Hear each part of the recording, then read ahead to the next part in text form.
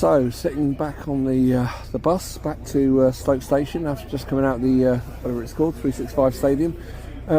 Fantastic win for the Lions. I have to say, a really ugly win, but I thought deserved in the end, because I thought Rowett managed the game very, very well towards the end.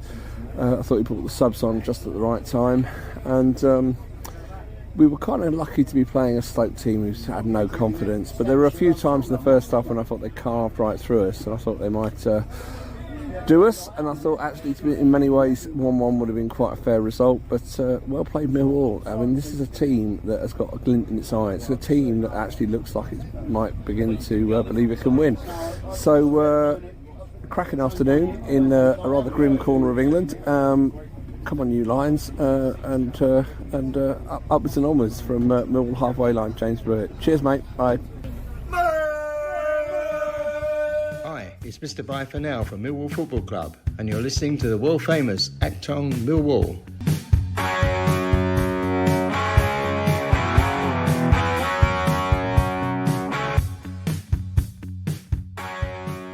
Hello, dear listeners. Welcome to Achtung Millwall. I don't know about you, but there is a real buzz around the den at the moment after that magnificent fighting 1-0 win up there at the romantically named Bet365 Stadium in Stoke.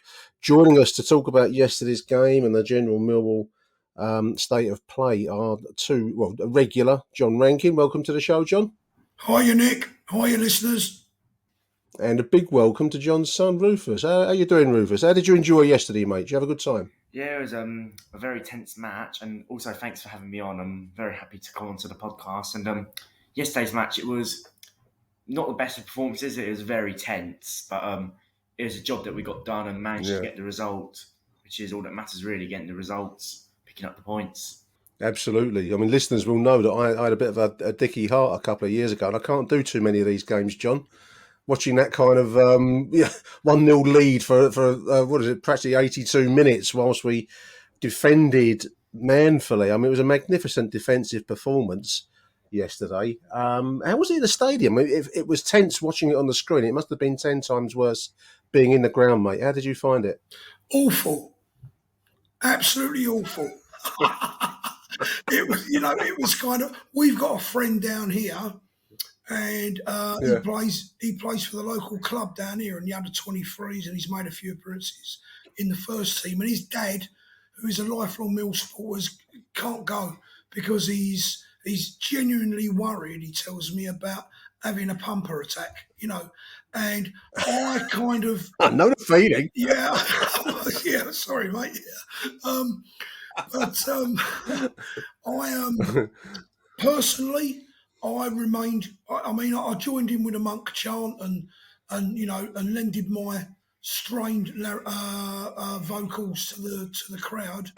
But generally, I remained very quiet and very focused on their goal, and just was silently praying. And I can't believe that we came away with a victory. But I can, I can't believe, and I can, because the best side won on the day and we were better than them. Well, whoever you were praying to, mate, it worked. I was praying to Barry Kitchener, George Petty, and someone else from Harry Cripps. The Holy Trinity. Oh, I don't know. Well, wonderful stuff. I mean, Rufus, that was, a weakened squad. I mean, we say this every game now. The squad seems to get one peels away with each game. No Watmore yesterday, obviously. Duncan Watmore was apparently injured in I was in training or in the previous match. And Burke, it was talked about, was ill in the week for the midweek game, was still ill yesterday. So no Duncan Watmore, no Ollie Burke. It felt, I must admit, when I saw the starting 11, I thought, well, that's okay. But look at the bench. It starts to feel a bit creaky, mate, at a certain point. But there was just wonderful steel to defend that lead for 82 minutes against not brilliant Stoke side, but they weren't bad, and we clung on for grim death. It was magnificent. These are wonderful days, Rufus. Enjoy them, mate, while you can. These are the days, golden days for you at the moment. Yeah, I'm really enjoying them at the moment. It's very up and down though. If you look back onto like games like Coventry, where you have blips like that, it's very sort of up and down. But Yeah, I'm enjoying it at the moment with where we are in the table and how we're performing and stuff, like getting the results and that. Just want to go back to what you said about the subs bench, looking very weak.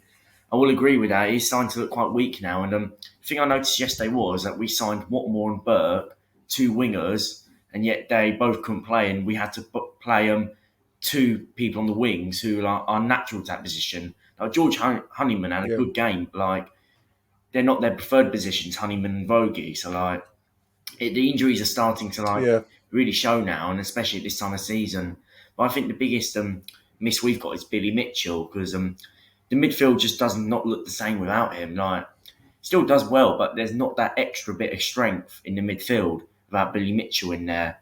So now I'm starting to come up to us injuries. That's one of the worries I've got going into like the rest of the season is whether the injuries will affect us trying to get top six or not. But yeah, just need to try and bring up some more of the under 21s because they're doing very well in there at the moment. So I'm all for giving like the youngsters a go, like give them a chance in that. Yeah, no, I mean, I agree. I mean, he is a big miss, Billy, at the moment. Shackleton, I thought, did okay yesterday. Honeyman was a contender for man of the match, I suppose, John. The only real game in town is Ian Fleming, who's getting praised to high heaven on the London News Online, South London Press, as it used to be. Gary Rowett talking to their journalist, saying now he's going to be a Premier League footballer at some point, hopefully with us, if not with somebody else. He is a quality player. I was trying to think of a comparable player from the past, John, and in terms of game impacts, the one that sprang to my mind was Alex Ray, but he's in a very select band, and in terms of his ability to take a situation and grab it by the scruff of the neck. And that goal was top quality when you watch it played back again. And we haven't had many players like that over the years, have we? At that level, mate. We haven't. I mean, you mentioned Alex Ray, who could do that kind of thing. Tim Cahill. There was a Paul Mm, Ifield, that kid there, but I don't think he was quite up at that level. Um, no. I'm going to go back further. You're going to go back to the days of Teddy and Teddy Sheringham and Cass. And Cass. You're going to go Yeah. back because I Yeah. can't emphasise enough the quality of that goal. Zian Fleming. What happened was it was out on the left very early. George Saville did a lovely sort of sliding tackle. Vogie got the ball, and I know he's had a lot of detractors, and Yes. it was He had a mare Mama yesterday, but yes, you're right. who Yeah. got the Yeah. ball, Yeah. passed it beautifully, weighted pass. And the good thing about Vogie's pass was it's these little margins that matter. It was just in front of Zian Fleming, so he could run onto it. Yeah. And the guy picked the ball Yeah. up 5 yards inside their half. You got Phil Jagielka, Yeah. who is no mug in that central defence, No. and he No. surged right down the middle through a little dummy and Yeah. had the presence of mind just Yeah. to side foot it. A very fine margin. The goalie, they have a go at George Long. Well, what was their goalie doing? Because to be beaten like that with a side foot from outside the box, that shows you the quality of Zian Fleming's finish. And I'm telling you now, take it from an old mug, right? That boy is top class, top class. And I said when he came that we could build a team round him, and that's Yeah. what we're doing. And why not? You do build teams around your quality players, and he's from the top drawer. He really is. So that's my thoughts on it. Brilliant. Absolutely. I just want to give a shout out to Bill Slack, he's become a regular voicemail contributor recently. Listens, he says he's not going to contribute a voicemail today. He doesn't want to overexpose himself. But he does tell me, he sent me a sequence of messages which does relate to Zian here, Rufus. He says, Nick, I'm sure you've noticed this, but Zian touched the ball 4 times before he shoots. The last touch of the ball is 40 yards out. He shoots on 18 yards. So he's got 12 yards between his last touch of the ball and then he shoots. He's feinting, shielding, 3 players around him, and he gets to the edge of the box without actually touching the football. So, as he says, astonishing, and I think that is right. It's skill at a level where you start to think the very best Millwall midfielders that have ever been, and John's named a couple there. I mean, I'm a huge fan of Zian Flem. How does he strike you, Rufus? I mean, you're of a younger generation, mate. Does he look like the real deal to you from your perspective? He does look like the real deal, if I'm honest. There is definitely quality in there, and it just shows you how much good scouts we've got to be able to scout him from the Netherlands and get him for so cheap for 1.7 million, Yeah. and to think in the future, Yeah. like it'll be worth about 20 million, I'd say 20, 25 million, pushing it a bit. But there is real quality in it, and I do not see why not. He will not be. He will definitely be a Premier League player one day because he's got that quality about him, and Absolutely. he's still developing. Yeah. Like he's not to his full potential. Yeah, no, he shows real vision. I mean, the praise is being heaped on him online. I want to mention Shackleton yesterday. I mean, I thought that he's, you've already touched on it, Rufus, with the loss of Billy Mitch. To come in, he's fairly big shoes to fill. He hasn't been a regular pick, Shackleton, for the bulk of the season. But he's come in. It wasn't his best game yesterday, but it was. I thought he, on the back of two huge performances against Sheffield and then Burnley, which is only, Sheffield was only 7 days ago. It seems like an eternity, the rate that we're moving at the moment. I thought he did okay yesterday, Jamie Shackleton. How did you see him?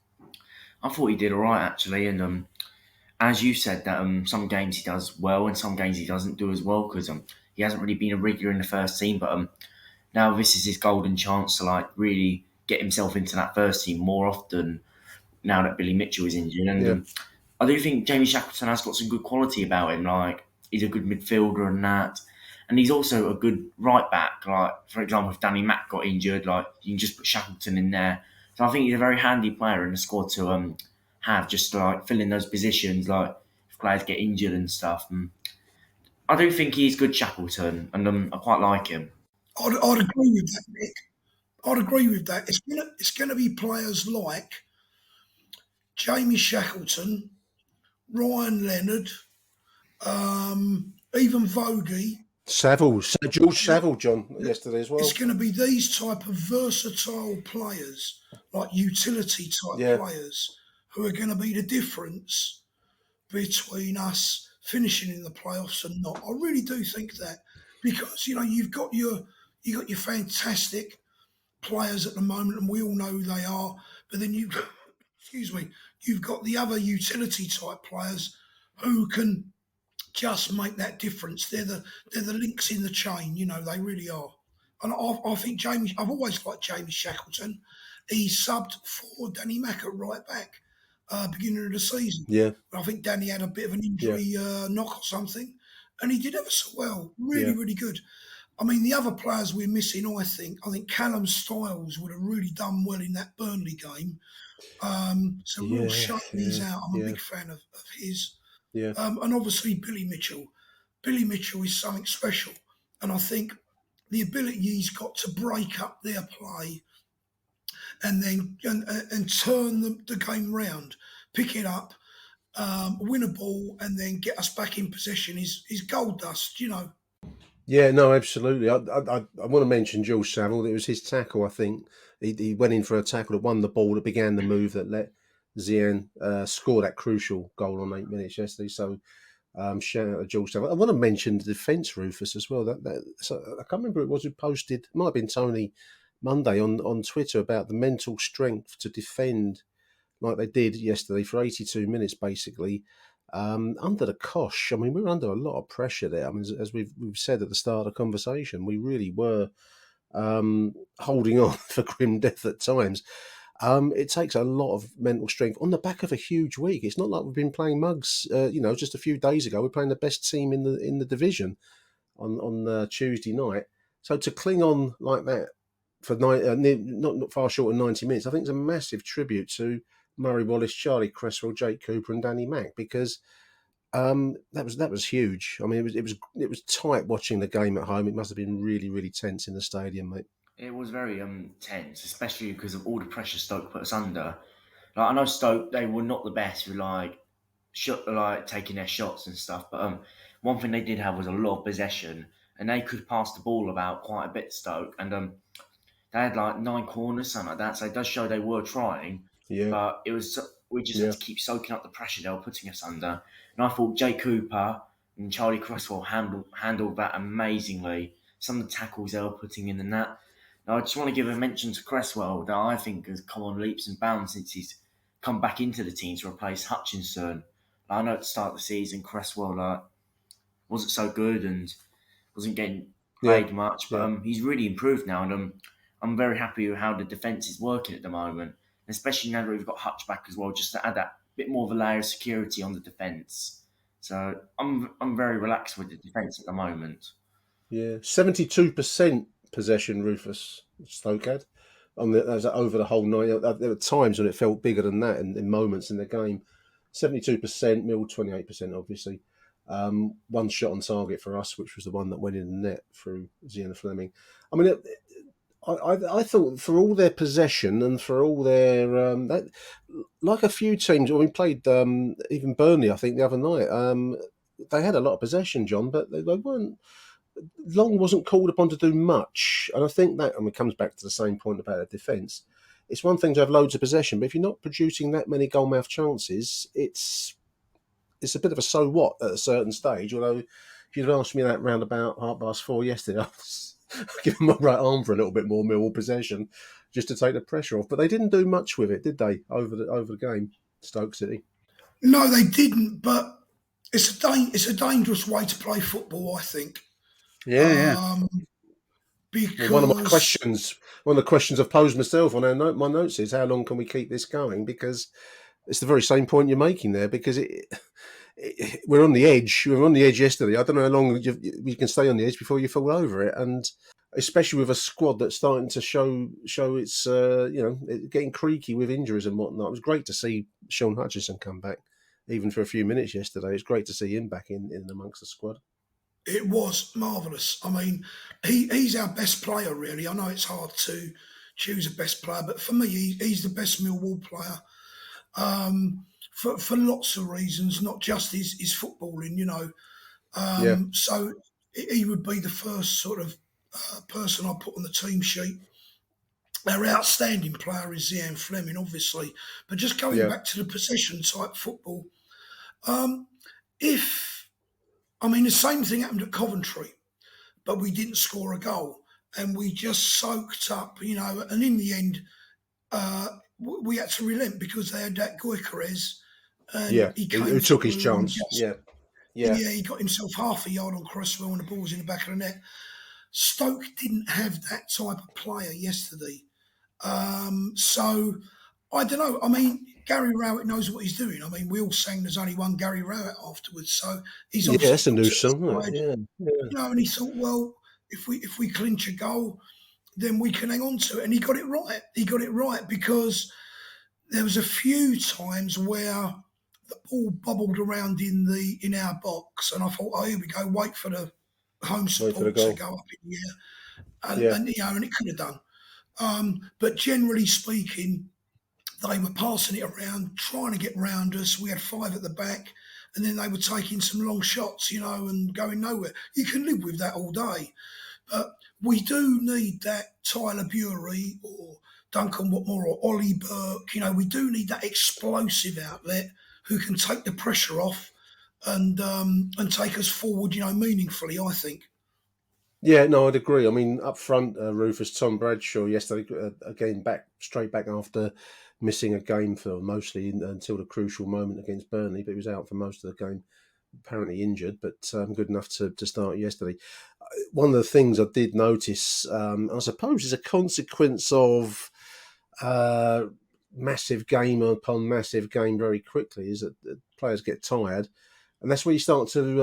I mean, one of my notes to myself is self-inflicted errors. I mean, we dodged a bullet. There was an offside goal about a quarter of an hour into the game. I think it fell to Marcus Gale, is it? It fell in front of him, but he was offside, thankfully. But that was started with an error from Shackleton. And I think that's a problem because the more tired you get, the more you start to make mistakes and errors. And I think that's the only thing that's nagging at me at the moment, Rufus, is the fact that we've got a stretched squad. I mean, we're playing again on Tuesday night, another big game at Luton.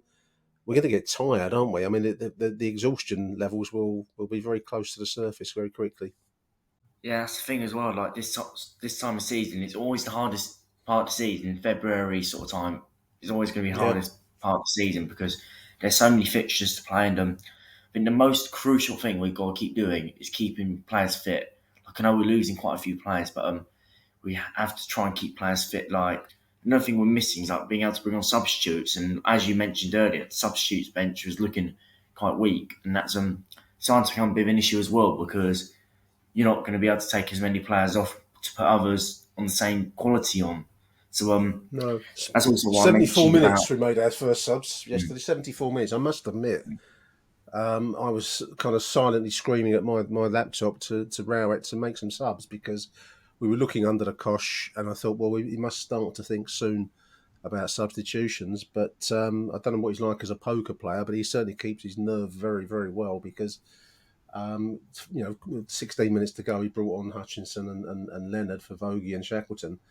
But I was thinking about 60 minutes onwards, we might start to see some changes soon because we were just looking a little bit on the rack at times there. But he keeps his nerve well, doesn't he, Rowett? Hence the song, the only one Gary Rowett. That's a step forwards. I mean, it's not long ago they were singing a different song about him, weren't they? About the quality of his football. So certainly been a journey for him this season, John, Gary Rowett. Well, that was a nice moment for him and for us, actually, to be able to sing that. And one thing I have noticed about Gary Rowett is, to my mind, if you look at him from last season, he's starting to engage a lot more with us. He is. Especially the away fans. He's not doing a horrendous Jurgen Klopp or that other idiot who, what's his name, Nathan Jones, and he used to, that's nonsense. But he walks down, claps his hands, gives a little, nice, subtle sort of come on, lads, like, and that means a lot to us. It means a hell of a lot because we've got, as you know, we have to. It's not cheap. It's not inexpensive to go on away days, and it's also, a big lug. And all that. It's an effort. Yeah, and that means a hell of a lot, and more power to him for doing it. So that's great. That really is good. I must admit, something seems to have switched, and I don't know whether he was, I mean, the reputation of Millwall precedes it, John, doesn't it? And he arrived in 2019, but it might have taken him a while to actually get with. He's had the COVID break to contend with, so it's not been an easy time. But I think the connection seems to have increased as this season's progressed. Particularly I noticed it at QPR when he came to the away supporters at QPR and was joining in the celebration. I thought, wow, that seemed like a big moment to me. It seemed like I don't know, a switch had flipped inside his head somehow. It's great to see it. It does. It feels like that, doesn't it? It really does. We're up for it. I mean, when we went to Huddersfield away, that was as flat as a pancake, and we lost 0-1. But Watford away and QPR away, that's old school away days. That is, and there was a funny moment going up to the game. We got off the coach at Norton Keynes, and there was a couple of young lads, our lot, and all of a sudden the Manchester City coach came in, and there was somebody, a young mob got off, and they were going, "Fuck Millwall, fuck Millwall." So a few of us older legs walked over and went, "Everything all right here, lads?" And they went, "Oh yeah, no, it's all right, mate, it's all right." And there's that, "Oh, Millwall, yeah, we love Millwall." Yeah, fuck off. So there's that old solidarity coming back where we stand together. We stand together. We love our club. And we're a force to be reckoned with, mate. Team and away day support. The Premier League offices must be quaking in their boots at the site at the league table at the moment. Fifth in the table. We've got a big game tomorrow. Tuesday night at Luton Town. And if we can get points from that, then we start to move. I mean, Norwich City are in 7th on 52. Otherwise, there's now a 3-point gap down to Watford in 8th. So we start to get the potential for breaking away from the chasing pack. I mean, ifs and buts and all the rest of it, but some big opportunities. I mean, we say it every week now, Rufus, but it's a big week in front of us. We've got Luton Tuesday night, then Norwich next Saturday at the Den. 6 huge points. I mean, the chance to start to move, put some clear blue water between us and the likes of Watford, Sunderland in the chasing pack, West Brom even to some level. Massive, massive week in front of us, mate. You're looking forward to it? Yeah, I'm looking forward to it. I'm looking forward to getting to Luton on Tuesday night. Another ground to tick off for me. And as you said, then chance to break away.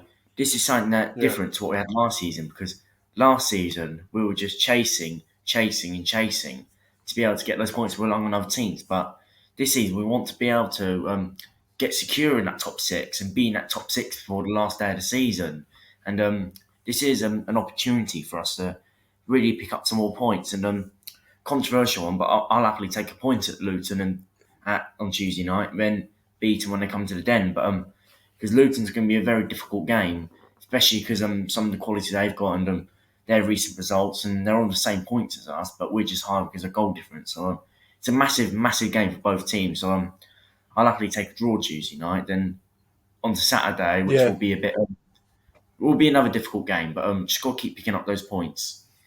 Absolutely. I mean, Luton they are probably the closest club to us in that pack, really, John. I mean, when you look at the likes of our opponents here, Borough, Blackburn to some level, Norwich, Watford, all ex-Sunderland, ex-Premier League, West Brom, ex-Premier League sides in their time. Luton are about the only team that can really match Millwall in terms of not being of that genre. You know, they're both us and Luton and ourselves both have kind of come from the lower leagues and are hungry for success. I think a point at Luton will be a big achievement on Kenilworth Road on Tuesday night, don't you, mate? Yeah, I do. I agree with what Rufus said there. I think there's to my mind, there's only room for Millwall or Luton in the playoffs. And I can't see it's either going to be us or them. I think I would regard us as a better club than Luton. Oh yeah. Don't get me wrong. Yeah. I mean, we're more of an established. I'm going back to the old days now, Nick. You know, third division, second division club. We're world renowned, John. We're well known around the globe. That's what makes me laugh. When these supporters say, "Who are ya? Who are ya?" I think, yeah, everyone knows who we are, mate. Don't you worry about that. Who are ya? Fucking yeah. Now then, what was you saying? Yeah. The only thing I was going to add to what Rufus said there was this. This season, it's in our hands. That's the difference. It's our opportunity. Last season, we were dependent on other clubs doing certain things. You know, if Birmingham or if Bournemouth do this and blah, blah, blah, blah. Look, listen, it's up to us. This is our opportunity. So we live or die by our own efforts, which is all you can ask for. You know, you don't want no more than that. We've got a chance, but it's our chance. No, absolutely. We've got a committed group of players. I was fascinated. I've just been reading. I'm multitasking here, listeners. Whilst John's talking, I'm also reading a Ian Fleming article on the London Many News. people do that, Nick. Many people do that, mate. No. When I'm talking. I was listening, but anyway, there was a fascinating, and I wonder what was going on at half time. You mightn't have seen this, Rufus, but there was Gary Rowett and Ian Fleming were deep in conversation as they left the field at half time, and the journalist has asked Gary Rowett about what that was about, and Rowett was explaining. He was talking. I think Ian Fleming is a thinker about football, and he was talking about the way the game was panning out, what he wanted to see. You know, it's like a conversation about tactical moves for the second half. And Rowett was explaining what we might do if they equalise or whatever comes in the second half. And I found that quite interesting because I do think that the current squad, they must believe it's close enough to touch themselves, but they're also, especially with Ian, they're an intelligent group of players. They're working within their limitations, and that's a huge thing to take forwards here. And I was just really interested to see him in such deep conversation with Gary Rowett. For a newcomer to the squad, he's come in from Dutch football. he's really adapted well to the game, and he's clearly got his ideas, as the Dutch often do. They've often got their own opinions, and it's great to see him engaging with the manager in that way. It's great to see, and it's great to see how he's adapted from that Dutch football over to English football. And as I said earlier, he's coming on very well. And say back then, the players are showing a lot of courage. There's a lot of courage and determination in the squad at the moment because where we are, and I think the players are really motivated to give this a go and that. And I think you've got to give some of that to Gary Rowett for where he's got us in the table. I know some of the foot tactics sometimes aren't the best he uses or stuff like that with substitutions, for example. But you got to praise Gary Rowett for always put us in the table, and you got to praise the players as well, for where we actually are on the table, and for what sort of club we are to get into those playoff positions. It's a big thing. It's a very big thing, and I was referring back to him last season. We did not touch the playoff positions once last season. We never got in the top six. No, we hinted at it, but we never got close. No. I think if I just come in, Nick, going back to your point about tiredness, yeah, I think it's more a mental thing. I really do. I think this time the players believe in their chance, and that's what's showing. You can see it on their faces. I mean, George Honeyman yesterday was just the bionic man. He really was. And he came down close to where we were, chasing what looked like a lost cause, and he got it, and he crossed it into the box, and Bradders nearly scored. And the effort on his face, he was straining every last ounce of physical effort out of himself. And I'm convinced we can do it. I really am. I'm convinced that we can do it. And as I say, it's in our own grasp. Absolutely. There was wonderful. I don't know. I'd love to know, George Honeyman, if you're listening to this show, I'd love to know what lies behind that little bit of angst that you had going with Gale, because there was the kickoff was delayed whilst they were argy-barging on the halfway line. There was a few moments during the course of the game where they clearly had a bit of a beef with each other, as the kids say. So I'd love to know more about that. If there's any real kind of hangover from the past or something, I don't know, but that was good to see as well. I mean, man of the match for me, and I'm going to choose Honeyman. What about you, John? Who would you go for your man of the match? I would go for George Honeyman, purely because, I'd agree with you entirely. If you were there, you'd have seen that he was definitely man of the match in those circumstances. I mean, we had moments of brilliance from Zian Fleming, and everyone played well, but George Honeyman epitomised it, and I knew he was going to be a good player from us. I was watching him at Hull last year, and I thought he could be a good Millwall player. And he had a sort of, he had a bit of a slow start, but he's going to be a key player for us. He really is. Absolutely. Rufus, man of the match from yesterday, mate. Who would you choose?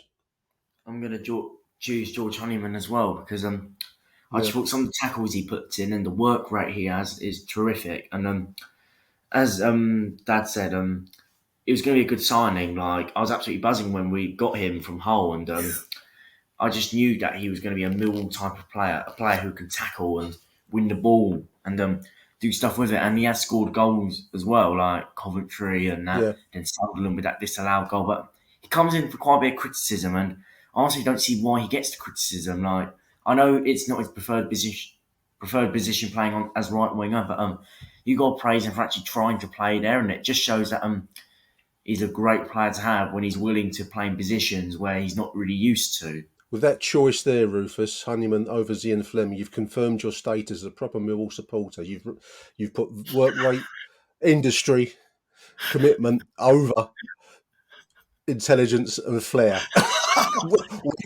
Welcome to Millwall. You are confirmed as a Millwall fan.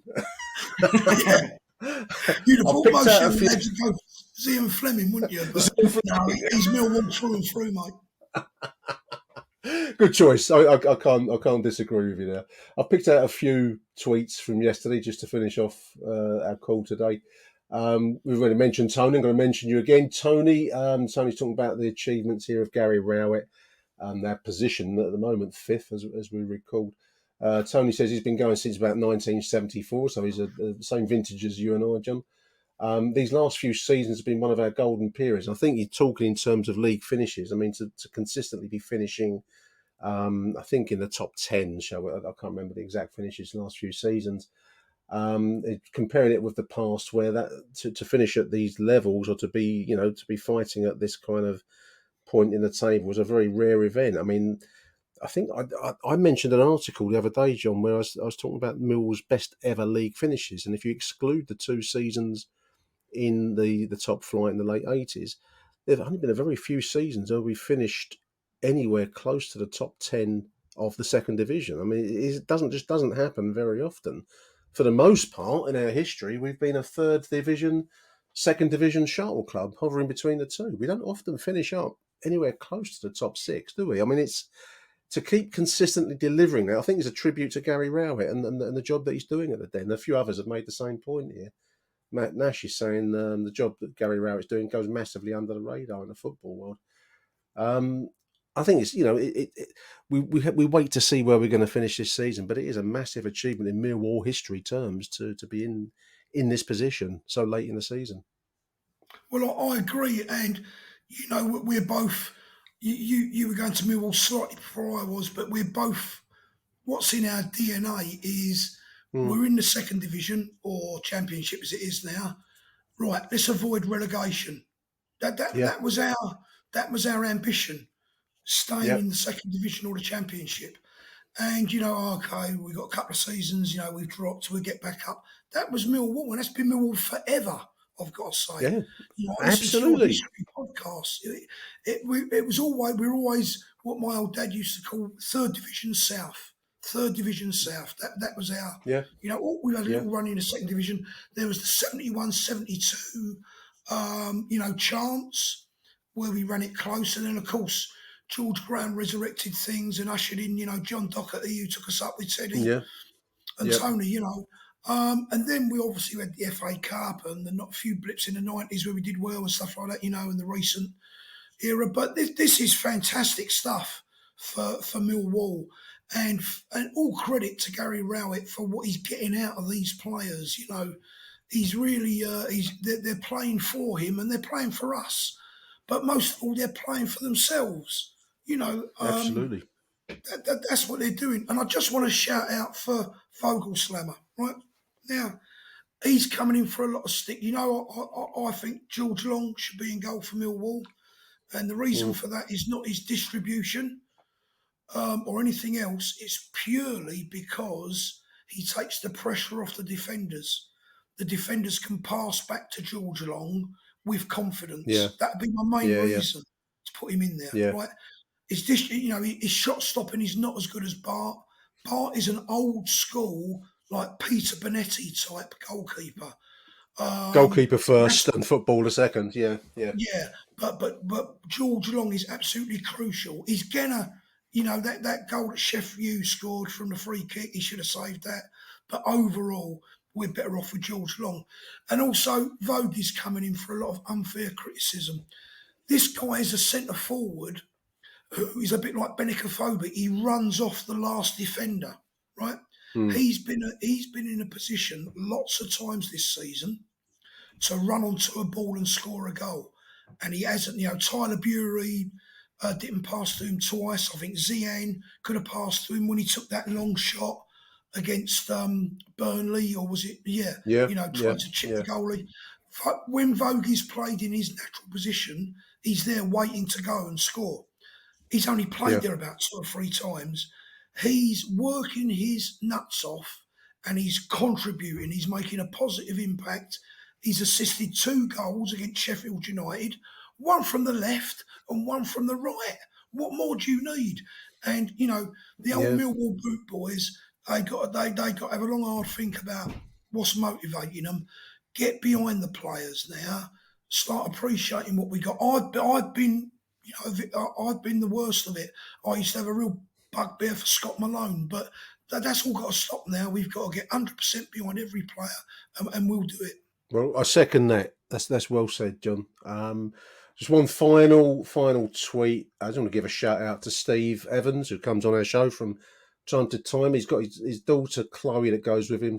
Every time Chloe goes, listeners, He posts it online, Steve Evans. Every time Chloe goes, we win. And 13 months unbeaten. He's got a picture of Chloe. I don't think you're really drinking that bottle of Budweiser you got in the photo there, Chloe, because you're not old enough, darling. But keep going, because we need your good luck charm. Huge thank you to John and Rufus. Thank you, boys. Thanks for coming on the show, taking time out your Sunday. I appreciate it. Thank you for having me on, Nick. Yeah, thanks for having us both on, Nick. We love it, mate. Good stuff, John. Thanks for your time, boys. Thank you to you too, dear listeners, for tuning in. On to Luton Tuesday night, another huge match and another huge week ahead with Norwich looming next Saturday. Until then, from John, Rufus and myself, it's Arrivederci Millwall, and bye for now. Achtung, Millwall.